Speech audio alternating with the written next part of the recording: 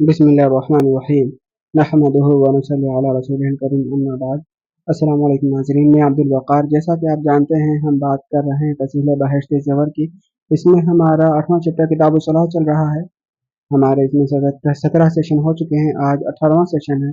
इस सेशन में हम इंशाअल्लाह जमात के बयान को कंटिन्यू करेंगे और बात करेंगे जिन अफराद की इमामत मकरूह है, शाफ़िई इमाम के पीछे नमाज का तरीक़ा, सफ़ बंदी का तरीक़ा, लाहिक व मसबूक के मसाइल। आइए शुरू करते हैं। जिन अफराद की इमामत मकरूह है। मसला नंबर 21, मुक्तदियों की रजामंदी के बगैर इमामत करना मकरूह है, तहरीमी है। अलबत्ता अगर वो शख्स सबसे ज्यादा इमामत का हक रखता हो, यानी इमामत के औसाफ उसके बराबर किसी में न पाए जाएं, तो फिर उसके इमामत करने में कोई कराहत नहीं, बल्कि जो उसकी इमामत से नाराज हो वही गलती पर है। मसला नंबर 22, फासिक यानी जो शख्स अलल ऐलान गुनाह करता हो। फासिक और बिदअती को इमाम बनाना मकरूह तहरीमी है। अलबत्ता अगर खुदा न खास्ता ऐसे लोगों के सिवा कोई दूसरा शख्स वहां मौजूद ना हो तो फिर मकरूह नहीं। अल्लाह हिफाजत करे। इसी तरह अगर बिदअती व फासिक बाअसर और ताकतवर हों और उनके माजूल करने पर कुदरत न हो या बड़ा फितना बर्पा होने का अंदेशा हो तो भी मुक्तदियों पर कराहत नहीं। यानी कि जो खुल्लम खुला गुनाह करते हैं, ऐसे गुनाह मुलविस हैं जो कि जिसका लोगों को पता हो और बिदअती हो, तो उसका इमाम बनाना मकरूह तहरीमी है। लेकिन अगर किसी खतरे का अंदेशा हो, किसी बड़े फितने का अंदेशा हो कि उसको रोकने जाएंगे तो बड़ा फितना खड़ा हो जाएगा, या कुदरत नहीं है उनको हटाने का, उनको रोकने का, तो फिर मुक्तदियों के लिए कराहत नहीं। अल्लाह हिफाजत करे। मसला नंबर 23, देहाती को और उस नाबीना को जो पाकी नापाकी की एहतियात न रखता हो, या ऐसे शख्स का जिसे रात को कम नजर आता हो, और वलदुज़्ज़िना यानी हरामी को इमाम बनाना मकरूह तंज़ीही है। अलबत्ता अगर ये लोग साहिब इल्म व फजल हों और लोगों को उनका इमाम बनाना नागवार न हो तो फिर मकरूह नहीं। इसी तरह किसी ऐसे हसीन नौजवान को इमाम बनाना जिसकी दाढ़ी न निकली हो और कम अकल को इमाम बनाना मकरूह तंज़ीही है। शाफ़िई इमाम के पीछे नमाज का तरीक़ा। मसला नंबर 24, नमाज के फ़राइज़ और वाजिबात में तमाम मुक्तदियों को इमाम का साथ देना वाजिब है। यानी अगर शाफ़िई इमाम के पीछे कोई हनफी मुक्तदी नमाज पढ़ रहे हैं और जो इमाम है उनके नज़दीक कोई अमल अगर वाजिब है तो फिर उसका अमल करना हनफी मुक्तदियों पर भी वाजिब होगा। अलबत्ता सुन्नतों में वाजिब नहीं। बस अगर इमाम शाफ़िई मजहब के मानने वाले हों और रुकू में जाते वक्त और रुकू से उठते वक्त हाथों को उठाए यानी रफ़अल यदैन करे, तो हनफी मुक्तदियों पर हाथों को उठाना जरूरी नहीं, इसलिए कि हाथों का उठाना शाफ़िया के नज़दीक सुन्नत है। क्योंकि इमाम शाफ़िई मजहब के मानने वाले हैं, रुकू में जाते वक्त रुकू से उठते वक्त रफ़अल यदैन करते हैं, तो उनके पीछे जो हनफी मुक्तदी होंगे उनके लिए जरूरी नहीं है कि वो भी हाथों को उठाए, क्योंकि हाथों को उठाना शाफ़िया के नज़दीक सुन्नत है, वाजिब नहीं। अगर वाजिब होता तो हनफी मुक्तदियों पर भी वाजिब हो जाता। इसी तरह फजर की नमाज में शाफ़िई मजहब के इमाम कुनूत पढ़ेंगे तो हनफी मुक्तदियों पर जरूरी नहीं। अलबत्ता वित्र में चूंकि कुनूत पढ़ना वाजिब है, लिहाजा अगर शाफ़िई इमाम अपने मजहब के मुताबिक रुकू के बाद कुनूत पढ़े तो हनफी मुक्तदियों को भी रुकू के बाद पढ़ना चाहिए। सफ़ बंदी का तरीक़ा। मसला नंबर 25, अगर एक ही मुक्तदी हो तो उसको इमाम के दाएं जानिब इमाम के बराबर या कुछ पीछे हटकर खड़ा होना चाहिए। बाएं जानिब या इमाम के पीछे खड़ा होना मकरूह है। यहाँ पर यह कहा जा रहा है कि एक ही मुक्तदी है, इमाम नमाज जब पढ़ाएंगे तो मुक्तदी कहाँ खड़ा होगा, इमाम के दाएं जानिब खड़ा होगा, लेकिन इमाम से आगे न बढ़े। ठीक है, इमाम के साथ या इमाम के पीछे रहे। इमाम से आगे बढ़ गया तो फिर वो मुक्तदी नहीं रहा। बाएं जानिब खड़ा होना या इमाम जिस जगह खड़े हों उसके पिछले वाले सफ में मुक्तदी का खड़ा होना मकरूह है। मसला नंबर 26, अगर एक से ज्यादा मुक्तदी हों तो उनको इमाम के पीछे सफ बांधकर खड़ा होना चाहिए। दो मुक्तदियों का इमाम के दाएं बाएं जानिब खड़ा होना मकरूह तंज़ीही है, और अगर दो से ज्यादा हों तो मकरूह तहरीमी है, इसलिए कि जब दो से ज्यादा मुक्तदी हों तो इमाम का आगे खड़ा होना वाजिब है। अगर दो मुक्तदी हैं तो दो मुक्तदियों को इमाम जहां खड़े हैं उसके पिछले वाले सफ में दो मुक्तदियों को खड़ा होना चाहिए। अगर साथ में खड़े हो जाते हैं दाएं बाएं जानिब तो मकरूह तंज़ीही है। अगर तीन मुक्तदी या इससे ज्यादा मुक्तदी हो गए तो अब जरूरी है कि मुक्तदी सारे इमाम के पिछले वाले सफ में खड़े हों, क्योंकि इमाम का अब आगे खड़ा होना, सारे मुक्तदियों का पीछे होना ये वाजिब है। अब मुक्तदियों पर कंपलसरी अब पीछे ही खड़ा होना चाहिए अगर तीन या तीन से ज्यादा मुक्तदी हों तो। मसला नंबर 27, अगर नमाज शुरू करते वक्त एक ही मुक्तदी था, नमाज शुरू किया मुक्तदी एक ही था और वह इमाम के दाएं जानिब खड़ा हुआ, ठीक है, उसके बाद और मुक्तदी आ गए तो पहले मुक्तदी को चाहिए कि पीछे हट जाए और सब मुक्तदी मिलकर इमाम के पीछे खड़े हों। मुक्तदी को चाहिए पीछे हट गए और पीछे ही जमात कर ले, मतलब बाकी मुक्तदी भी उन्हीं के साथ लग जाए। अगर वो ना हटे तो पीछे वालों को चाहिए कि उसको खींच लें, और अगर लाइल्मी की वजह से वो मुक्तदी इमाम के दाएं या बाएं जानिब खड़े हो जाएं और पहले वाले मुक्तदी को पीछे न हटाएं तो इमाम को चाहिए कि वो आगे बढ़ जाए ताकि वह मुक्तदी सब मिल जाएं और इमाम के पीछे हो जाएं। अगर दूसरा मुक्तदी आया लाइल्मी की वजह से, वो इमाम के बाएं जानिब खड़ा हो गया, दाएं जानिब पहले से था एक, बाएं जानिब भी खड़ा हो गया, जैसा कि आजकल होता है। आजकल के दौर में हम लोगों को पता नहीं होता मसाइल क्या है, तो अब क्या है कि इमाम को चाहिए कि वो आगे चला जाए। इसी तरह अगर पीछे हटने की जगह ना हो तब भी इमाम ही को चाहिए कि आगे बढ़ जाए, लेकिन अगर मुक्तदी मसाइल से नावाकिफ हो जैसा कि हमारे ज़माने में है तो उसको हटाना मुनासिब नहीं, क्योंकि उसका खदशा है कि कोई ऐसी हरकत ना कर बैठे जिससे नमाज ही टूट जाए। यानी कि एक आदमी है खड़ा है, एक अकेला मुक्तदी है, अब उसको वो पीछे हट नहीं रहा और हम पीछे करेंगे, हमको लग रहा है कि अगर मैं पीछे इसको करूंगा तो कुछ ऐसी हरकत कर बैठेगा, क्योंकि उसका मसला का पता नहीं होगा कि उसका नमाज टूट जाए। अब चाहिए कि इमाम ही आगे चला जाए और वहीं पर मुक्तदी आके जुड़ते रहें। मसला नंबर 28, अगर मुक्तदी औरत हो या नाबालिग लड़की तो उसको चाहिए कि इमाम के पीछे खड़ी हो, चाहे एक हो या एक से ज्यादा। मसला नंबर 29, अगर मुक्तदियों में मुख्तलिफ किस्म के लोग हों, कुछ मर्द कुछ औरतें कुछ नाबालिग, तो इमाम को चाहिए कि इस तरतीब से उनकी सफ़ें बनाए, पहले मर्दों की सफ़ें, फिर नाबालिग लड़कों की, फिर बालिग औरतों की, फिर नाबालिग लड़कियों की। मसला नंबर 30, इमाम को चाहिए कि सफ़ें सीधी करे, यानी सफ में लोगों को आगे पीछे खड़े होने से मना करे, सबको बराबर खड़े होने का हुक्म दे। सफ में एक दूसरे से मिलकर खड़ा होना चाहिए, दरमियान में खाली जगह न रहनी चाहिए। मसला नंबर 31, मर्द का सिर्फ नामहरम औरतों की इमामत करना ऐसी जगह मकरूह तहरीमी है जहाँ कोई और मर्द न हो और न ही कोई महरम औरत जैसे उसकी माँ बहन वगैरह। अलबत्ता अगर कोई मर्द या महरम औरत या उसकी बीवी मौजूद हो तो फिर मकरूह नहीं। कोई ऐसी जगह है जहाँ पर सिर्फ औरतें ही औरतें मुक्तदी हों, सिर्फ औरत मुक्तदी, और इमामत मर्द कर रहा हो और उन औरतों में से कोई भी औरत उसकी महरम नहीं है, उनमें से कोई भी उसकी बीवी नहीं है, तो यहाँ पर अब उसका इमामत करना मकरूह है। और ये कौन सा मकरूह है? मकरूह तहरीमी। उम्मीद करता हूँ यह मसला समझ आ गया होगा।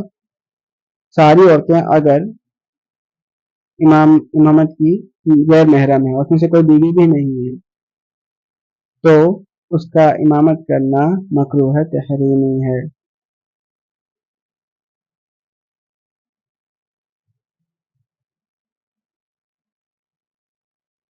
मसला नंबर 32, तन्हा एक शख्स का सफ के पीछे खड़ा होना मकरूह है। ऐसी हालत में चाहिए कि अगली सफ से किसी आदमी को खींचकर अपने साथ खड़ा कर ले, लेकिन खींचने में अगर एहतमाल हो कि वह अपनी नमाज खराब कर लेगा या बुरा मानेगा तो छोड़ दे। मसला नंबर 33, पहली सफ में जगह होते हुए दूसरी सफ में खड़ा होना मकरूह है। जब पहली सफ पूरी हो जाए तब दूसरी सफ में खड़ा होना चाहिए। लाहिक व मसबूक के मसाइल। मसला नंबर 34, लाहिक वो मुक्तदी है जिसकी कुछ रकातें या सब रकातें जमात में शरीक होने के बाद किसी उज़र की वजह से छूट जाएं। मसलन नमाज में सो जाए और इस दरमियान में कोई रकात छूट जाए, या लोगों की कसरत की वजह से रुकू सजदे वगैरह न कर सके, या वजू टूट जाए और वजू करने के लिए जाए और इस दौरान उसकी रकातें छूट जाएं या किसी उज़र के बगैर छूट जाएं। मसलन इमाम से पहले किसी रकात का रुकू या सजदा कर ले जिससे उसकी रकात कल अदम समझी जाए तो उस रकात के एतबार से वह लाहिक समझा जाएगा। बस लाहिक पर वाजिब है कि पहले छूटी हुई रकातों को अदा करे। उनके अदा करने के बाद अगर जमात बाकी हो तो शरीक हो जाए, वरना बाकी नमाज भी तन्हा पढ़ ले।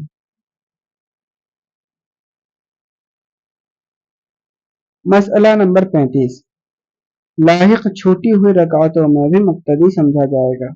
यानी जैसे मुक्तदी क़राअत नहीं करता इसी तरह लाहिक भी क़राअत ना करे बल्कि खामोश खड़ा रहे, और जैसे मुक्तदी से अगर भूल हो जाए तो सजदा सहू की जरूरत नहीं होती, इसी तरह लाहिक को भी।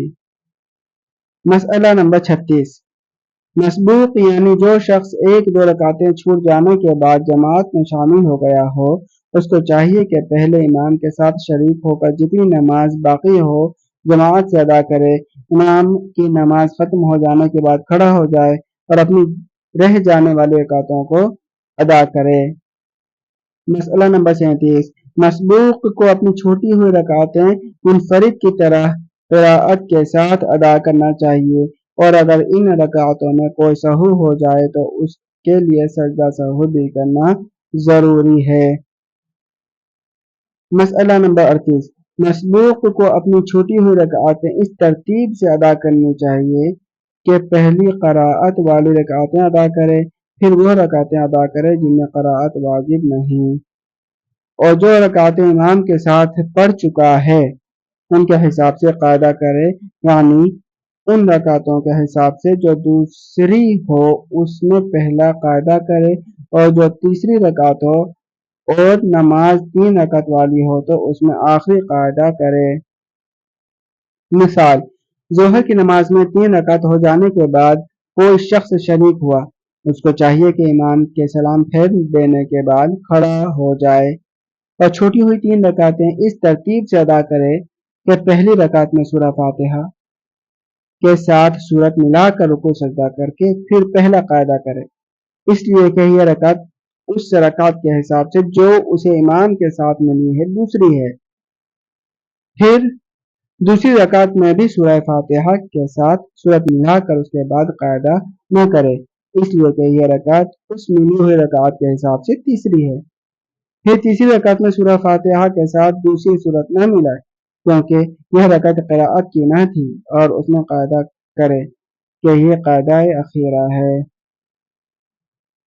मसला नंबर 39, अगर कोई शख्स लाहिक भी हो और मसबूक भी मसलन कुछ रकातें हो जाने के बाद शरीक हुआ और शिरकत के बाद फिर उसकी कुछ रकातें छूट जाएं तो उसको चाहिए कि पहली अपनी उन रकातों को अदा करे जो शिरकत के बाद छूटी हैं, जिनमें वो लाहिक है, मगर उनके अदा करने में अपने आप को ऐसा समझे जैसा कि वो इमाम के पीछे नमाज पढ़ रहा है, यानी क़िराअत न करे और इमाम की तरतीब का लिहाज रखे। उसके बाद अगर जमात बाकी हो तो इसमें शरीक हो जाए, वरना बाकी नमाज अकेला पढ़ ले। उसके बाद अपने उन रकातों को अदा करे जिनमें वह मसबूक है। मिसाल, असर की नमाज में एक रकात हो जाने के बाद कोई शख्स शरीक हो जाने के बाद उसका वजू टूट गया और वजू करने गया, इस दरमियान में नमाज खत्म हो गई, तो उसको चाहिए कि पहले उन तीनों रकातों को अदा करे जो शरीक होने के बाद छूट गई हैं, फिर उस रकात को जो उसके शरीक होने से पहले हो चुकी थी और उन तीनों रकातों को मुक्तदी की तरह अदा करे, यानी क़िराअत न करे, और उन तीनों में से पहली रकात में फ़ायदा करे, इसलिए कि यह इमाम की दूसरी रकात है और इमाम ने इसमें फ़ायदा किया था। फिर दूसरी रकात में फ़ायदा न करे, इसलिए कि यह इमाम की तीसरी रकात है। फिर तीसरी रकात में फ़ायदा करे, इसलिए कि यह इमाम की चौथी रकात है और इस रकात में इमाम ने फ़ायदा किया था। फिर उस रकात को अदा करे जो उसके शरीक होने से पहले हो चुकी थी और उसमें भी फ़ायदा करे, इसलिए कि यह उसकी चौथी रकात है और इस रकात में उसको क़िराअत भी करना होगी, इसलिए कि इस रकात में वह मसबूक है और मसबूक अपनी छूटी हुई रकातों को अदा करने में मुनफरिद का हुक्म रखता है। नाज़रीन, ये जो अभी जो मसाइल आए हैं लाहिक और मसबूक के, मैं उम्मीद करता हूँ मसबूक के मसाइल आपको पता होगा, मसबूक अपनी नमाज कैसे अदा करेगा, क्योंकि हम यूजुअली उसको एक्सपीरियंस करते रहते हैं, तजुर्बा करते रहते हैं। हमने कई बार तजुर्बा किया, कई लोगों को देखा, हमने सीखा भी मसबूक के मसाइल के बारे में, किस तरीके से नमाज उसको अदा करना है।